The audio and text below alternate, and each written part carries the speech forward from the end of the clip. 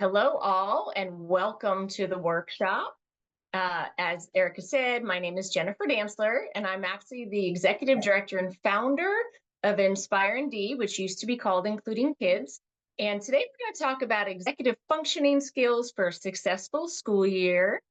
So a little bit about our goals for today. We want to understand what executive functioning skills are, understand what is needed for school, and then how to address some of those skills. Obviously, in an hour and a half or less, it's very hard to address them all, but hopefully I'll be able to give you a little bit of framework on which to work off of. So a little bit about me. I'm a licensed behavior analyst in the state of Texas, board certified behavior analyst nationally. I'm also special ed certified in the state of Texas. My original background was teaching. I've been a behavior analyst since before there was even a behavior analyst certification or license. So I come originally from the school background. So hopefully a lot of what I say today will be very applicable for the school setting. We also have our outreach programs like this one that you see, graciously sponsored by Insperity, where we will train anyone and everyone who will listen. We'll go to schools, we'll go to daycares, we'll go to workplaces, we'll go anywhere someone wants to learn more about neurodiversity and more specifically autism. So with that said, as we move on, I would like to make two quick disclaimers today. One is specifically around the world of autism. Most of my career focuses on autism. Many of my clients with autism do have dual diagnoses of ADD, ADHD, processing disorders, seizure disorders, and a variety of neurological things. But within the world of autism, what I do want to say is that I do have to sometimes make like overgeneralized statements, and I do not mean to ever offend anyone. As you see with that visual of the circle, we used to think of autism as more linear, low functioning to high functioning. What we have learned over time is it's really about splinter skills. You might have a certain person with autism that is incredibly high achieving and highly functional in a certain area, and then has gaps in other areas. So when I make statements, I do not mean to offend. I do not mean to overgeneralize. It's just sometimes it's hard to get really specific on these workshops. And as I said, I'm really not an expert on ADD, but what I am presenting today are behavioral strategies that really help with all of us. The basis of ABA, which is what we do, is about human behavior. It's not about autism. And the best example two best examples I'd like to give are we all work for a paycheck, and that's our reinforcer. Most of us would probably not work if we weren't getting a paycheck. So why would we expect our young adults on the spectrum to work for nothing, right? It's all a matter of how it's presented. And then the other one is if you think about a slot machine, at the casinos, that's what's called a variable schedule of reinforcement. And that is very much about human behavior. So that is not about ABA in an autism clinic. What we're talking about today are some basic behavioral principles that apply across all of us. So what is executive functioning? Executive functioning is a set of cognitive processes and mental skills that help an individual plan, monitor, and execute their goals. And I really want to emphasize it's about all three of these aspects: planning for something, monitoring how well you did, and then executing whatever plan or maybe accommodation you put in place. Sometimes I think we get stuck. Especially for our people with executive functioning challenges, they might do one of these three, but not all of these three. I can plan to lose weight and plan to go on a diet or eat keto, but if I don't go shop for it and I don't actually eat that I'm not executing that. So my plan didn't really matter. So what the first thing I want us to think about is it's really all three of these elements. Then as we get into it, the executive functions include attentional control, working memory, inhibition, and problem solving. So again, as we're talking today and you're thinking about your children or your students, we can't just say executive functioning skills and we need to improve those. We need to dig deeper into what's the real issue here. Is this because they have a hard time attending for more than 5 minutes to something? Is this because I know when I read something, if I have to go back and refer to it later, I can picture where it was on the page, or I can remember a sequence of 5 things, right? But if you don't have working memory, you can't do that, right? Is it about inhibition? We all kind of have urges to say things or urges to do things, but there's things that stop us, whether it's because we know socially that might not be appropriate. It might be dangerous for us. And so we have inhibition, and someone with an executive functioning deficit might not have that inhibition and stop and think, right? And then problem solving. You and I, if we don't have executive functioning deficits, we problem solve all day long and don't even realize we're doing it. Someone with executive functioning deficits don't have that, or don't necessarily have that. So my goal is, as you're going through today, I really want you to think about your child or the children you're working with and what part of this is challenging, because it's sort of like the definition of insanity, doing the same thing over and over and hoping for a different response. We tend to do that. And executive functioning is hard. So as we're doing this, what I want you to think about, I want you to begin thinking about with the end in mind, meaning our end goal is for your child or student to be able to self execute and monitor whatever this is. So, as you create an accommodation or a system, if you or someone has to stand over them to execute this system, then someone's always going to have to do that, right? So one of the most common ones I talk about when I'm talking about home, like functional skills in the home, I will ask a parent, how's the child doing with bathing? Great, they're independent. Then I ask more and they say, yes, I just stand in the doorway and tell them, now do this, now do this. Well, that's not independence, and they will now forever need someone standing in the doorway. So if you're working in school with a fourth grader on a math worksheet and you have to break it down into chunks, you got to get them to learn how to do that. Get them to learn how to fold the paper or color code or draw a line and say, okay, I'm doing these 4 problems, then I'm setting my own timer, and then I'm doing the next 4 problems. So always begin with the end in mind. I really can't emphasize that enough, because I think we'll take kids like 60-70% of the way, and we forget about that last part about independence. And then we kind of hit a barrier later because it still needs someone to be there to do that.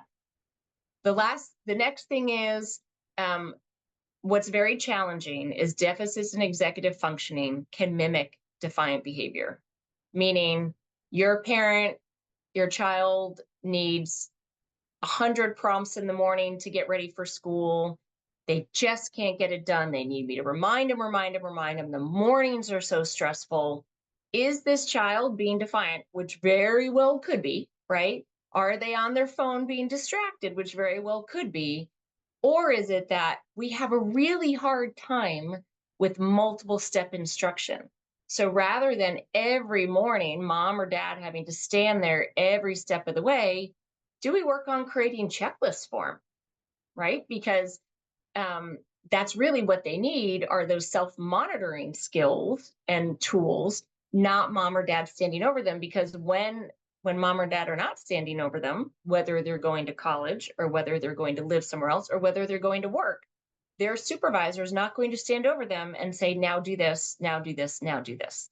So just be cautious, because I think very often in the ADHD world, certain behaviors are just seen as defiant behaviors when they're not. They're really executive functioning challenges.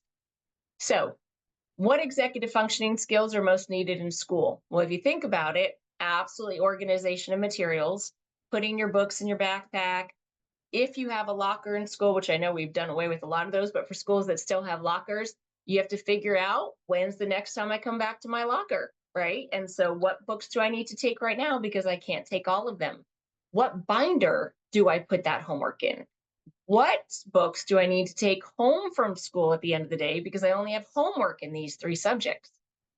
Organization of self, right? So we know the people that look very unkempt, they're maybe not groomed well, their zipper of their backpack is open, and that work is falling out all over the floor, right?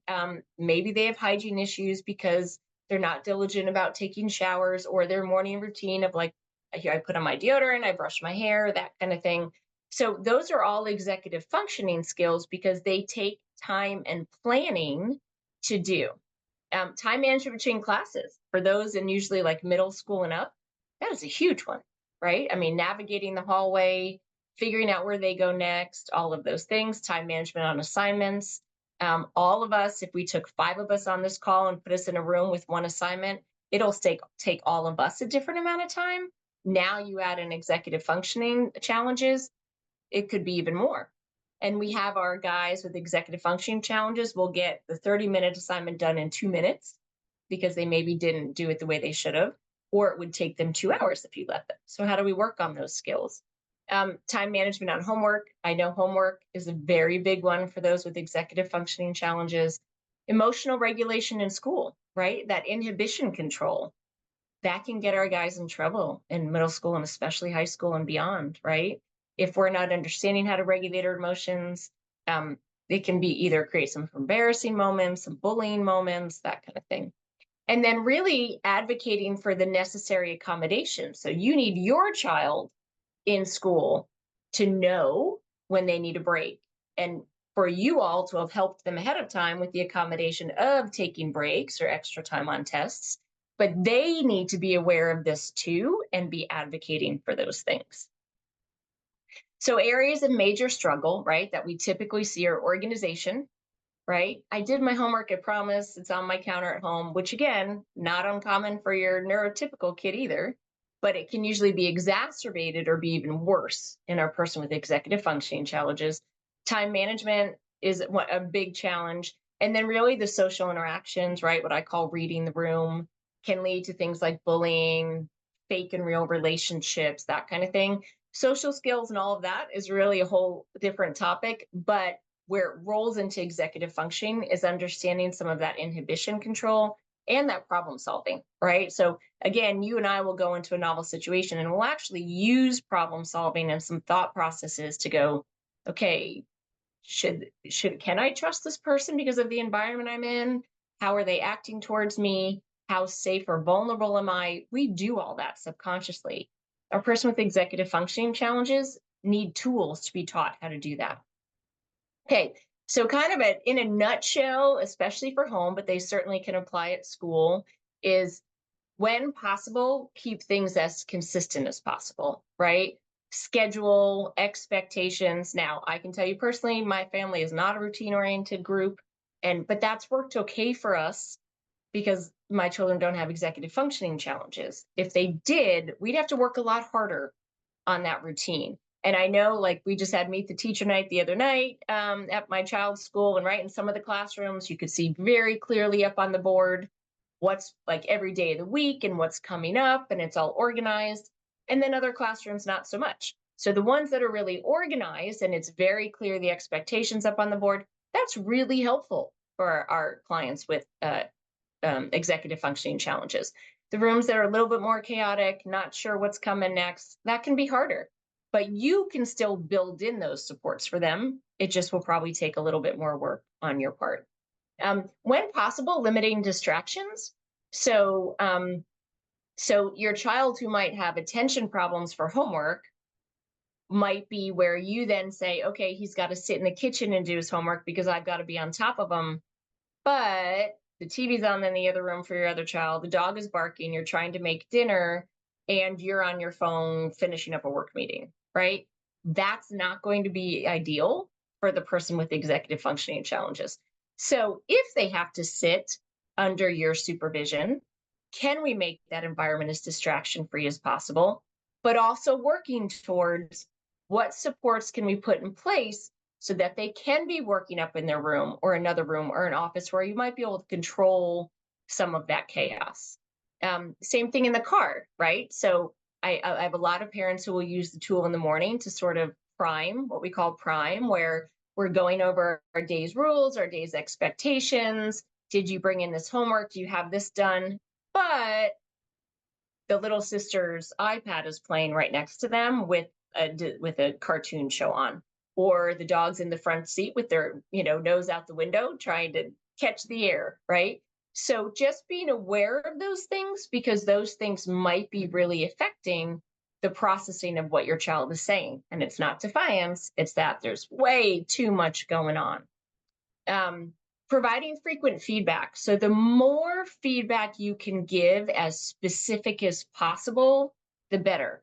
So we can get ourselves in traps of the negative. Stop this, don't do this, quit this, start this. But the more you can catch them when they're good, but really defining what it is that's good. I really, really like how you opened up your notebook to start your reading and you got your highlighters out at the same time, right? Any of those skills that you see deficit, really define what it is they're doing right so they know to do more of that, right? So this, like, if you were to say to me right now and send in the chat, I love this workshop, I love the topic, I love what you're doing. Great. And hopefully you do.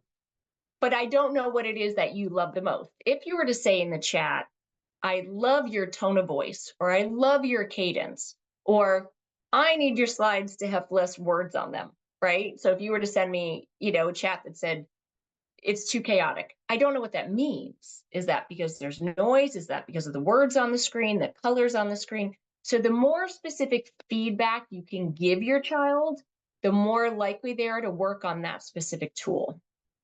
Okay, rewarding good behavior. Again, we'll talk a little bit more about things like behavioral contracts and verbal praise, but we need to do that. We need to define when they're doing something good, and we need to give more of it. You cannot give enough reinforcement. I know you feel like that can be either exhausting, but what can be more exhausting is having to sit with your child 3 hours a day to do homework, right? Or the child in school that just won't sit in your class. So it actually takes less time to be like, Johnny, I really love how you're sitting for this entire period, than to not address it at all. Giving them a break. So obviously things like if we have attention issues, shorter assignments, giving more breaks. But sometimes also, like if you're especially a person with like ADHD or ADD, it's really hard. That inhibition control, that staying in control. I know my people with autism and they understand like the rules and expectations in each setting. Um, but that's hard to do and can be exhausting, right? So sometimes maybe just allowing them to just do what they need to do, right? So I think about a kid with ADD who just never stops talking. And yes, maybe the last thing you want at the dinner table because you've had a long day is the talking, but they might just need to do that to get it out, right? And so sometimes just allowing those times. We have taught systems like red and green. When we're on red, it means we need to keep calm body, calm mouth, focused. But when we're on green, you pretty much can do what you want, right? There's lots of tools we can use for that kind of thing. Use tools and flexible rules, meaning maybe there's a rule of no gum chewing in school, but for this particular kid, the gum chewing is absolutely what they need because they need some kind of body input, and that actually helps them focus. Maybe it's allowing headphones during independent work time. Maybe it's allowed with music, maybe it's not. Maybe it's just the noise canceling headphones. And you other kids might say, well, why do they get to wear headphones? Because that's what they need. And I'll help you with whatever you need, but that's what they need. And nowadays, I would say, because there are more kids who need different kinds of accommodations, I think there's less judgment by the peers on why does this kid get what I don't get. Again, not across the board. You'll still get the kids who ask, why does he get to take a break? You worry about you, he can worry about him, that kind of thing. But we don't avoid it because we're worried about those conversations. And then not overwhelming them. I think, one of the biggest things we do is we'll tell a 13-year-old, this is what you have to do after school. Everything from get home, put up your backpack, first eat your snack, make sure there's protein in your snack.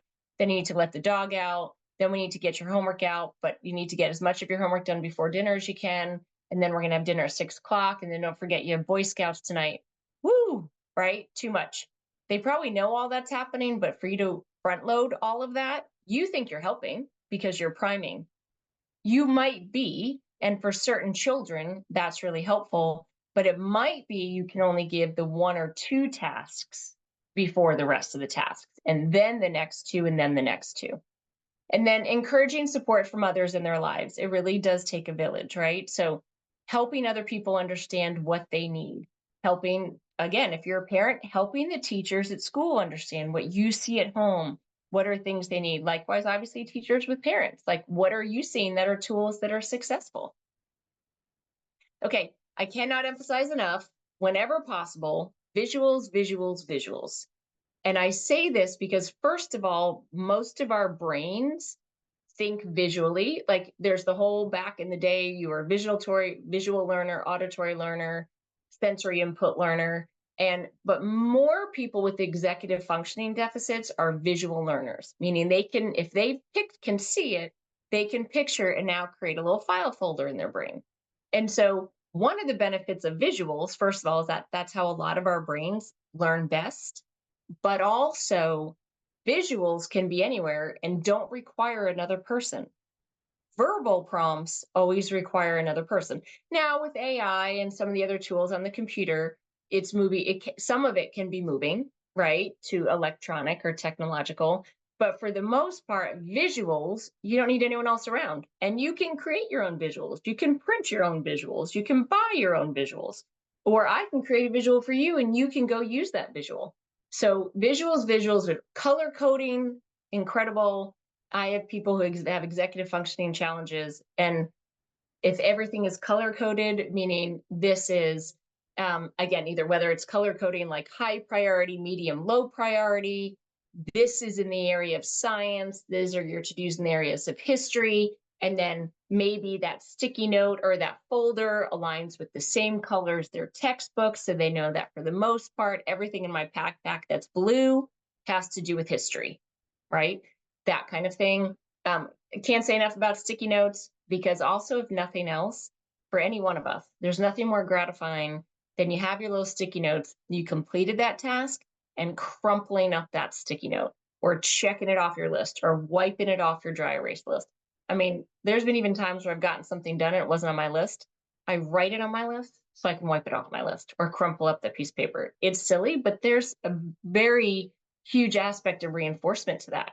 And then, of course, calendars. And we'll talk a little bit more about some of the, there are some incredible calendars out there to help people with executive functioning skills that have everything from the calendar and homework assignments to how do you prioritize it, to a social skills tip right on there, all kinds of stuff. So when you think about things like work completion and where there are struggles in school, you have the kiddos that are working too fast, and then the kiddos that are working too slow, right? So again, there's always things you can do rather than just saying, Johnny, slow down, or Johnny, remember, we only have 10 minutes left, right? You set up rules for them, and these rules are on visuals, right? So maybe you need to set a rule that once they're done, they have to go back and do it again, like to recheck their work.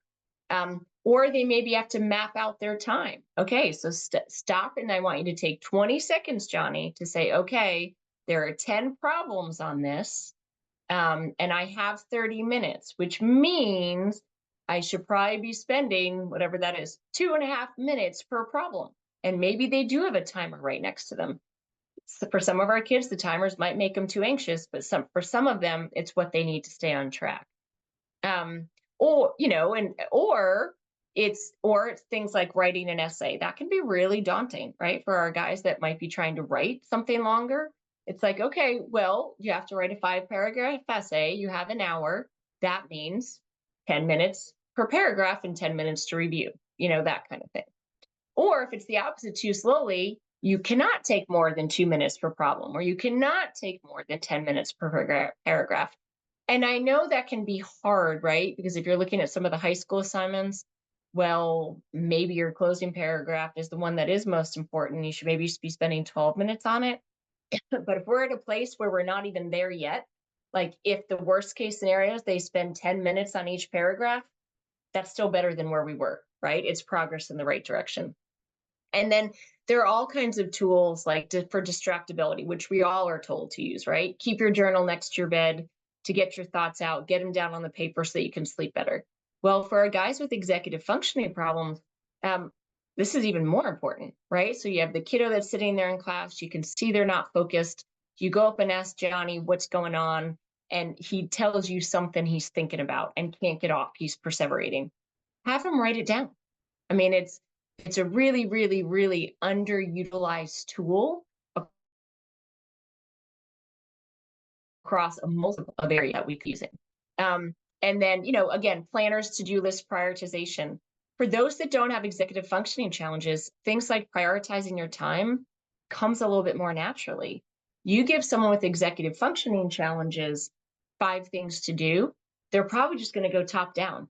They're not going to automatically look at the list and say, ooh, but number 3 is the most important, because if I don't do that, big is going to happen, right? Bad is going to happen. And so we really have to teach that skill. And then, as I mentioned, things like color coding assignments, I really can't emphasize enough. Next thing, emotional regulation. So again, this inhibition, control, attention. There's something called the 5-point scale. You can literally just Google it. You can buy it online, or there's all kinds of tools where you can take more formal classes on it. But I can't say enough about the 5-point scale, because it's very flexible to what your child's areas of struggles are. So we use it a lot around behavior regulation, meaning we work with the child to say, okay, what does a level 1 look like? What does it sound like? What does it feel like? Meaning, so the child, if they can verbalize well, will say, my body is calm, my eyes are focused on the teacher, I'm not bouncing my knee, right? That kind of thing. Great. And here's how we go forward. A level 5 for me looks like I'm screaming, I'm yelling, I'm running out of the room, I'm tearing up my paper. A level 3 means, my knee is bouncing more, and my voice is getting higher, louder, whatever it is. But then what you do, like, you really get to define it. But then what you do is if they can do it with you, you figure out what the tools are for at the different levels. So if a teacher then sees that a child is getting to a 3, what does that mean? Do we give them a fidget toy to play with in class? Do we tell them to go to the bathroom and take a break? Do we work on our breathing exercises? Like, what are those tools to hopefully get them back down to a 1 so they don't have to get to a 5? Again, so there's a whole lot. You can use this for anything from, again, getting skills done, right? So like maybe it's in each class, and it might be that in math, my level 5 looks different than in PE, for example. And so there might be a couple different ones of these. Then there are all kinds of things like rating scales of importance. So again, prioritization can be a really challenging executive functioning skill. So maybe if you have a child who worries a lot and has all these things going on in their mind, and so maybe you put out on a piece of paper or on a dry erase board, very important, somewhat important, not important, and you have them put the thoughts on the papers and make them rank them. So we can say, okay, if they're not important, we're going to take those out of our brain right now. If they're very important, let's just focus on those and see how we can problem solve those. Same thing with tasks. Sometimes our guys can get a little distracted by the tasks that aren't really that important. Heck, we all can, right? And so maybe we need to put them on level of importance to not important by the tasks we have to get. So maybe in the morning, we have 10 things that we ideally need to get done before school, right? But let's be honest, 2 of them might not be as important. And depending on their challenges in the morning, maybe the deodorant is as important because they're not a kid who has BO, right? So maybe put that at the bottom, like only if we have time. I mean, I don't know. So there's rating scales of importance. There's all kinds of ways you can help them chunk what's important, what's not, what's the order of priority, because that can be a real challenge. Body regulation, right? We all have that kid in class that just can't control their body, or at home or in the car, and they always seem to be like touching something or breaking something or fidgeting or running around the room, right? So there are a lot of tools out there now. There's meditation apps, Calm is one of them, but there's a ton of them out there. There are breathing exercises. We all should do more breathing exercises, right? They talk about breathing exercises for everything from losing weight to reducing anxiety to staying focused. There's all these things now you can put on the back of phones where it teaches them to follow it with their finger. Some people put them on their iPad, and they're just different figures, and they follow the figures to help divert some of their energy. There's a tool like connecting with the environment where you have to stop and visualize, and you put both feet flat on the floor and you're visualizing your toes and your heel and that contact with the floor, or that thigh on the chair, or that hand into the table, pushing that hand and visualizing all 5 fingers touching the table. Because the more you can divert that unproductive attention, then hopefully you can stay focused on the productive. And there are, plenty of times we've done the squishy seats right in chairs, and the fidget toys, or we have those bands that you can put on the bottom of chairs that have 4 legs, where the kid can like constantly be tapping the band. um, it's hard because I know that can be distracting for others, but you really do get used to it over time. And if it helps that kid from being that kid that doesn't understand their personal space, it can really be more helpful for everyone. Time management tools. Okay, so again, so usually time management challenges are more around attention control, but they can be around inhibition. Well, they can actually really be about working memory. So timers, can't say enough about timers. Again, most everyone has some kind of device at this point, all kinds of timers on your devices, free apps, timers that fill up an hourglass. If that makes someone anxious, maybe just a ticking timer. The good old fashioned egg timer, right? But how many of us think back to, and that ticking just drove us crazy? Well, we don't need that anymore, but maybe for someone that's calming. So there's an app that can actually be the sound of an egg timer. Reminders. Again, most of us have devices. On there are calendars. On there are reminder tools. So it might be that you have to set reminders for the kid to go to the bathroom between third and fourth period. And so maybe you set a silent reminder that pops up on their phone or their watch right whenever third period is over that says, go to the bathroom, right? So the kid who's constantly getting in trouble in fourth period because they really needed to use the restroom and forget to go between third and fourth, set a timer on their phone, right? Maybe it's on the front of their notebook as a visual. Again, depending on their age, I wouldn't put go to the bathroom. Maybe you come up with some cue system where they know what like the code word means, right? And maybe even on the timers on their phone, maybe they need to be in code words so that the child's not embarrassed, right? If he's very mainstreamed with friends and he tends to leave his phone on the table and then someone else finds this phone, you know, because there might be some kids, it might be appropriate, for example, to set a timer that says, wash your hands after you use the restroom.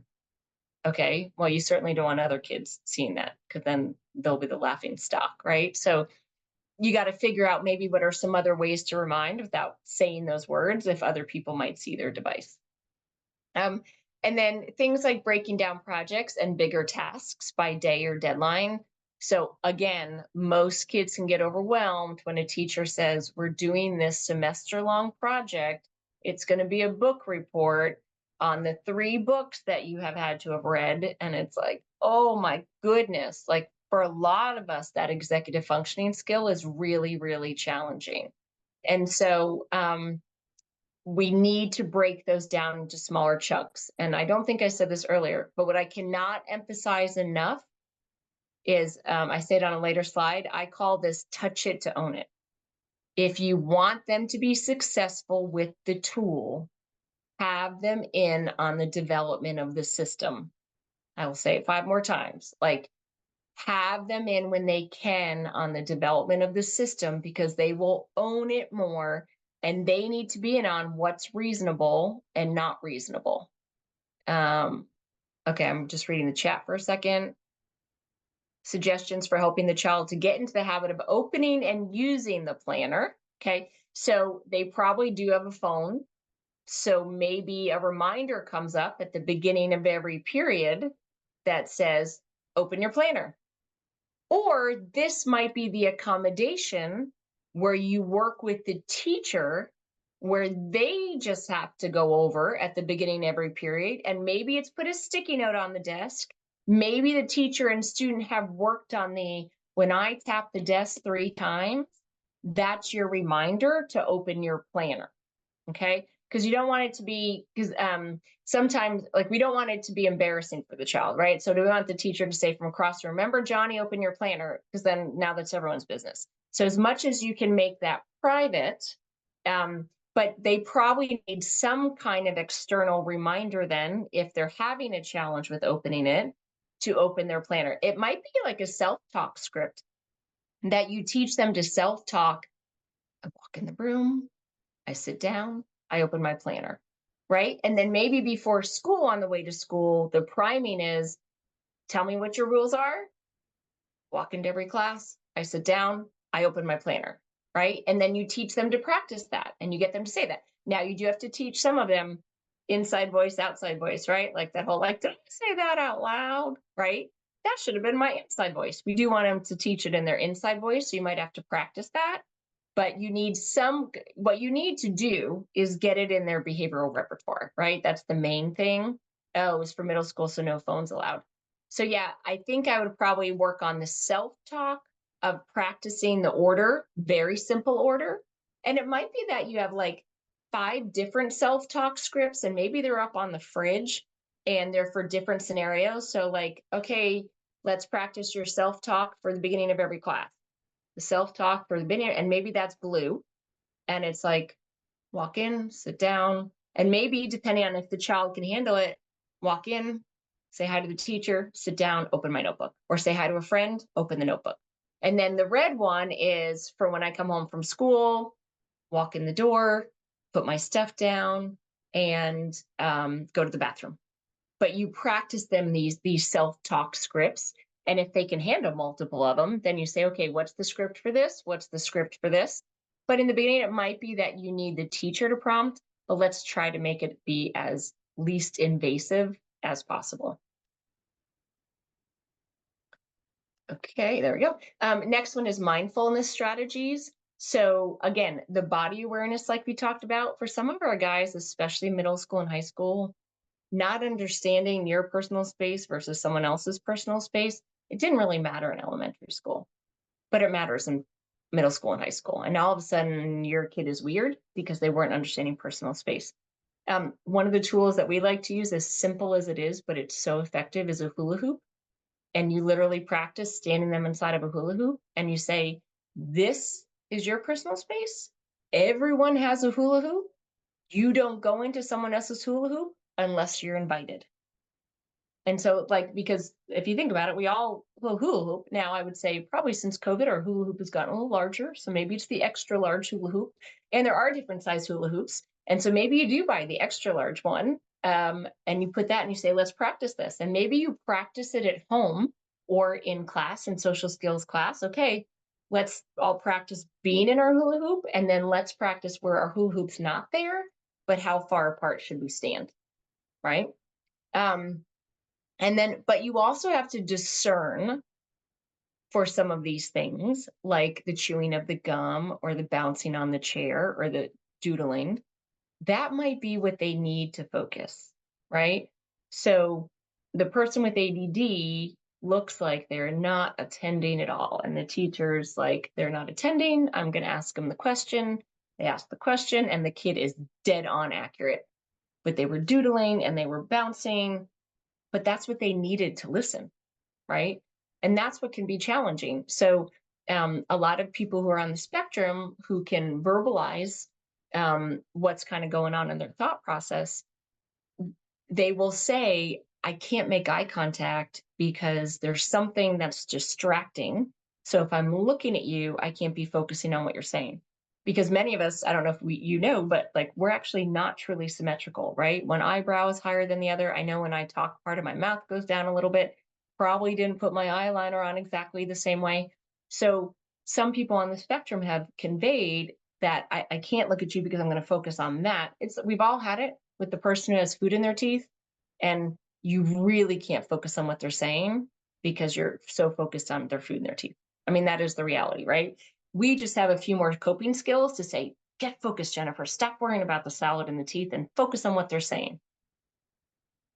Okay, behavioral contracts, behavioral contingencies. I really don't want you to not do them because we think they're contrived. because again, we're all under behavioral contracts. Again, I kind of go back to, because it's a lot of what I live in my life, things like how many of us have set up where if I lose 10 pounds, I'm going to go out and buy that new outfit, right? That's a behavioral contract you set for yourself. That's okay. That's good. That's often what works, right? If I go to the gym 5 times this week, I'm going to have a second glass of wine at dinner, right? That kind of thing. But when possible, again, they have to be self-designated and directed, touch it to own it. So if you want your child to open up his planner every day in class, you might have to work with the teacher on, okay, somehow that information needs to get sent home. Like whether the teacher, we've done that before, where the teacher then signs the planner on that day or that week, so that if they did open it in the beginning, the teacher goes over and puts a smiley face or puts their signature. And then maybe at the end of the week, if as long as they did that 80% of the time, they get something special. They get extra screen time. They get to go to ice cream with dad. They get to go to bed a half an hour later, whatever it is. First, then, is innate in all of us, where it's first we do this, then we do this. Sometimes we have to simplify what we're doing. First school, then Boy Scouts. And then if we do that, there's some kind of reinforcement system in place for it. Things like token economy systems, again, I typically would do like an 8-hour training on this, but it's the idea that if just getting reinforcement at the end of the day when they get home, as long as the signatures on every page is too long for that child, it might be that we have to set up a more frequent reinforcement system for them. And the goal is always to what we call thin the schedule of reinforcement. It might be that a child needs reinforcement every hour, heck, every 5 minutes in the beginning. So if they're working on homework, it might be that you set a timer and every time the timer goes off, if that 5 minutes the child had been doing homework, they get a little check mark. And then at the end of the 30 minutes or whatever you think is appropriate, they get to go get something reinforcing. Now, don't make the break be contingent on getting the check marks, because part of their challenge is attention. So you can force a child to sit there, but if their brain literally cannot focus, denying the break is not going to help. Maybe they still get the break, but they don't get access to their phone on the break. They just have to sit there or go take a walk or do some kind of sensory activity, but don't deny them the break, just maybe not the additional reinforcer, if that makes sense. And then if you can do this, then this happens, right? It's very simple, contingency based. But the key is to make the contracts achievable, realistic, and moving them in the right direction of generalization and self-execution, right? So don't make a contract that they're going to fail. I need you to get the signature of every teacher in every period 100% of the time for 3 weeks in order to get an extra hour of screen time. It's going to fail. They're not going to be set up for success. They're not going to want to do this contract. You know you've set up correct contracts when the kid's like, hey, mom, we need to set up this contract for the week, because they're seeing the value of reinforcement and it's worth the effort for them to go do that. And so you have to make them achievable. And again, it's very much something that changes over time. So maybe the contract in the beginning is by the day, and then maybe it can eventually move to by the week. But initially, and maybe it needs to be by the hour, and then by the day, and then by the week. And maybe homework, they only have to get check marks for 5 minutes for the first 30 minutes and take their break. And then when they come back, they still need more of your prompting, but you only did the system for the first 30 minutes to work up to an hour, to work up to 2 hours. Maybe in the morning routine, they're checking off their list: brush my teeth, put on my deodorant, brush my hair, tuck in my shirt, right? And maybe each day, at least if they did 8 out of 10 of those things, or 6 out of 10 of those things to start independently, then they get their extra reinforcement. If they were doing 0 initially, doing 6 out of 10s, definitely moving in the right direction. But again, it's from a checklist. It's not from you standing in their doorway or you screaming from your room while you're trying to get ready for work to make sure they've done those things. All kinds of apps with schedules on them, all kinds of apps with schedules. Okay, so if any of you have not watched, especially in the world, if you're in the world of autism, Peter Gerhardt, he's sort of one of my heroes and mentors. He actually just did a wonderful training. He has a new book out there called Make It Meaningful. And it's really about goals for adults, most adolescents and adults on the spectrum. But he always has some brilliant, brilliant takeaways. And he just had a workshop last week. And so just some good reminders, right, that he talked about. If the child can't do it, someone else will need to. So what that means is your child who's now 8, 10, or 12, if you are physically or verbally prompting him through that, do you want someone when they're 18 or 28 to have to be prompting them through that? So the big one I always use is the bathroom skills, right?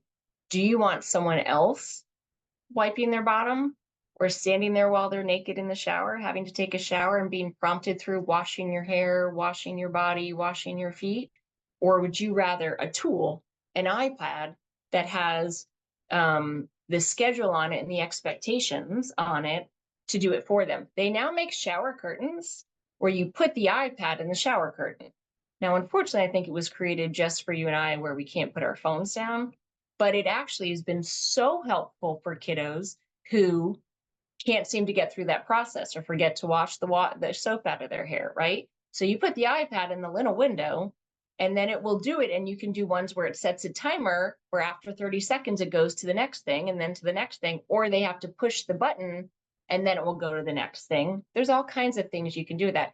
You can do dry erase on your shower wall if you have tile, where maybe you write up on the shower wall the 10 things they got to do, right? And then they wipe it off as they've done them, but they don't need you standing there then. The other big note is adaptive behavior skills will help you in bad times where probably academic knowledge will not. So you have a child or an adult who has an executive functioning challenge, they get separated from mom in a grocery store. Doing double-digit math is not going to be what helps them stay safe. It's going to be problem-solving skills of either staying in one place, because that's what mom said, and she'll come find you, using your phone to text mom, going to find someone in the uniform from the store. Those are all the skills that our person with executive functioning challenges will not automatically have. And those are going to be more important even than whether or not they read the on-level reading book and finished their novel or did their, completed their homework every day. So we certainly want them to be academically challenged and academically focused and get as to the high of a level of an academic setting as they can go. But sometimes we get really caught up in focusing on those things. And maybe it is homework, and maybe we do have to get our homework done. But I'm more worried about, have we given our child the tools to self-monitor to say, okay, I have 3 subjects of homework. I only have an hour before I have to leave to go to Boy Scouts. Therefore, I really have 20 minutes per subject. That's what I'll shoot for, right? That time-lapse stuff, that's an executive functioning skill. We all know we have an event to go to on Friday night, and we still have 3 errands to do before that event. And in our mind, we say, okay, are we going to do those chores on the way to that event? Is that on the way? Does that make sense to do it on the way? Ooh, this one might take longer because they always have really long lines. So I maybe should do that one first, so I know how much time I need for the next one. That's all executive functioning, right? That's hard. And so what we have to do is teach our clients to say, okay, if you have these 3 things to do, how much time has it taken you in the past, or how much time do you think it's going to take? And let's back into that, right? So just a caution about, let's make sure we're really focusing on those adaptive behavior skills as much, if not more, than the academic skills. Don't do it for them. And again, sometimes I know, like in the morning, it's just easier to pack their backpacks for them. I'd rather it be that we teach them to come to you with their backpack after they've looked at their checklist that's laminated and attached to their backpack that says, is my history book in there? Is my math book in there? Is my calculator in there? Are my pencils in there? Once they've checked off yes, then they come to you to say, okay, I've checked off the list. Is there anything I missed? Right? But really working, beginning with the end in mind. Think independence. Do not get tricked into thinking it's independent if they still need someone there. It's a trap that most of us fall into, but I want us to be aware of it. And then efficiency shortcuts. Peter Gerhardt talked a lot about these. And I see this all the time with my guys with autism who are more moderate and severely affected, where we'll work on shoe tying for so long. You can easily find good, current, trendy shoes that don't have shoelaces. And where this can get to a trap in school is we can tend to really focus on those things that are eating our lunch, those things that have now been on the IEP for 4 years, but there was actually an efficiency shortcut for that. And most of us have figured out how to use a lot of those shortcuts now, right? For our own selves. Why wouldn't we teach our kids to do them? They will be okay if they don't ever have to tie a shoe in their life. But if shoe tying in the morning takes 20 minutes for them to work on, or you have to tie their shoes for them, let's figure out something else. Things like phone numbers, it might be that your child just cannot remember 10 digits. Okay, we'll teach them how to just pull up, emergency contact in their phone. Or it's maybe on an ID, right, that has their emergency contact information on it. Let's not focus on, remember, 281-674, if that's a hard thing for them to do. And then independence, I always love this because he says this every time. Independence is more important than perfection. And it really, really is. I think for a lot of you, you know that as your child becomes 10, 12, 14, 18, they do not want mommy or daddy doing it for them, dressing them, packing their backpack. It might appear that that's what they want because they're not learning or doing the skill, but I would guess that it's more of an executive functioning delay than I really need that. And honestly, if they really need that, what they're really needing is attention from you. And I'd rather you give that in a different way than some kind of skill, then that will prevent them from being independent. So if that makes sense. So just be thinking about independence is more important than perfection. I'm looking at our time. Okay, a few resources. Again, there's a lot out there. So the one on the right, that visuals, that's literally on Etsy. Like, where there's all these visuals on there for coping strategies. And I think I just Googled like ADHD visuals and that came up. On the left, I know it's kind of hard to see with the coloring, school date books. That's the link for the one that I told you about that has some really great executive functioning planners. The 5-point scale is on there, as I mentioned, for any kind of regulation stuff. And then the last one, which we didn't really talk about, is the circles curriculum. So that really is more going to overflow into the world of safety. And a lot of what that does is teach, okay, if I'm in the closest circle, the inner circle, I believe that's a purple circle, these are the people that can see my body parts, that can see me naked, right? And I can also hug them and kiss them, right? So that's mom and dad, that kind of thing. The next circle out are maybe my aunts and uncles and my teachers, and I can give fist bumps and high fives, and they don't see any of my body parts, that kind of thing. And so, like the circles curriculum, if we're having trouble with boundaries and social circles, the circles curriculum is something that I highly recommend. Okay, the last thing I want to do really is talk a little bit about IEP goals too. Again, as I mentioned earlier about academic versus functional, are the IEP goals functional? Meaning, I know a lot of times in our IEPs, we also have criteria for mastery. And one of our favorite ones is verbal prompts. Well, a lot of the time actually for our guys with executive functioning challenges, verbal prompts are really, really, really hard to fade. So let's change those criteria to visual prompts, right? Or technological prompts. Some other kind of prompt, not a verbal prompt. Is the criteria appropriate for the skill? So one of the things, Peter talks about is independence, not perfection. However, some skills, you've got to do it 100% safety. Crossing the street, you can't do correctly 7 out of 10 times. Because that means 3 out of 10 times, you might be getting hit by a car, right? So if we're crossing the street, that's 100%. Our morning routine, maybe that is 80%. The world won't come to an end if the kid didn't brush his teeth for 2 minutes every morning, right? And then maybe you focus on that more in the evening when you have more time to focus on that. And so the morning routine isn't just this really bad fight every morning that sends everyone off to their day, with a bad taste in their mouth. So is the criteria appropriate for the skill? Because we also tend to do like 80% of the time across 3 weeks or something. But do we stop and say, is that relevant for this skill, right? Math problems, maybe it is 70%, right? Having your pants all the way pulled up and zipped after coming out of the bathroom in middle school better be 100% of the time. So that's where you have to really stop and analyze that. And how long has it been on the IEP? Are we keeping it on the IEP because it wasn't mastered? Are we keeping it on the IEP because it's really important and a functional pivotal skill for the next 10 skills? Are there any efficiency shortcuts we can be taking that we haven't thought about?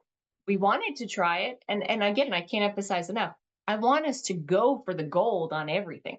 I want us to go for academic on level. I want us to go for independence and being as GQ and whatever else as the rest of the high schoolers. However, if we're now spending a lot of time on this and we're 4 years into it, I mean, the classic one I always think about is money. And I think about my kids with autism, and I think about how long we used to spend on identifying coins. How many places do you go to now that say no cash accepted? You could go everywhere without taking cash and be okay. You can even now almost go everywhere without even having to use a credit card. It's just an app on your phone. And so, even things like typing in the PIN into the PIN code or teaching to do a signature can be challenging for some guys. Well, guess what? You don't even have to do that anymore. And you can set up the apps to where, mom or dad has to approve the purchase. So the kid also can't go around and be purchasing everything, or if God forbid their phone was stolen or what have you, right? There's safeties you can set up in place. So are there any shortcuts? Are they, is reading enjoyable? Are the IEP goals enjoyable? Reading for leisure, but the child hates reading. Are we working on that because we think reading for enjoyment should be good? Because it is for a lot of people? Or is it because for that child it is? Like, how relevant is it for that child? Are the skills needed? There are a lot of skills in school. And yes, I know for my teachers we absolutely have to do certain skills because of STAR testing, because of state regulated testing. We do have to do those. We can't get around those. We got to work on those. But are there other skills that are on there just because that's the way we've always done it? And I think we've learned so much recently in the past couple decades, really, about what's functional. And then as I run my adult program, and some of these kids have been with me, right, for almost 20 years.